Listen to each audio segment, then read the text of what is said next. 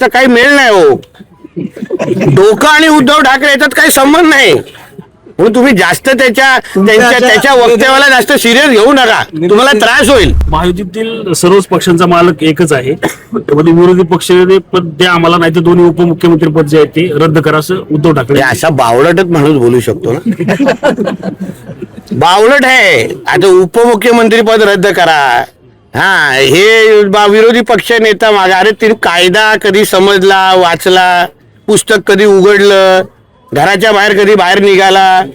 अरे बाबा, कायद्याने नियम आणि संविधानावर चालणारा आमचा देश आहे. त्याला एक संख्या लागते तरच विरोधी पक्ष नेता मिळतो. संसदेमध्ये का नाहीये? काय नव्हता अगोदर?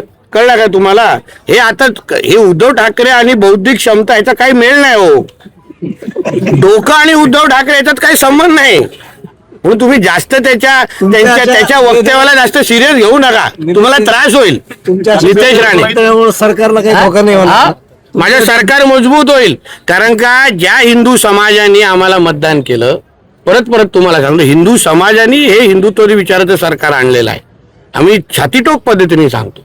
कारण का लोकसभेच्या नंतर जे काही भागात हिरवे गुलाल उडले, सर तनसे जुदा सारखे नारे दिले गेले, त्याच्यानंतर महाराष्ट्रातला हिंदू समाज ज्याला असुरक्षित वाटलं आणि म्हणून भारतीय जनता पक्ष आणि महायुतीचं विचाराचं, हिंदुत्वाचं विचाराचं सरकार ते निवडून दिलं. म्हणून आम्ही जनतेला अपेक्षित असलेलीच भाषा करतोय.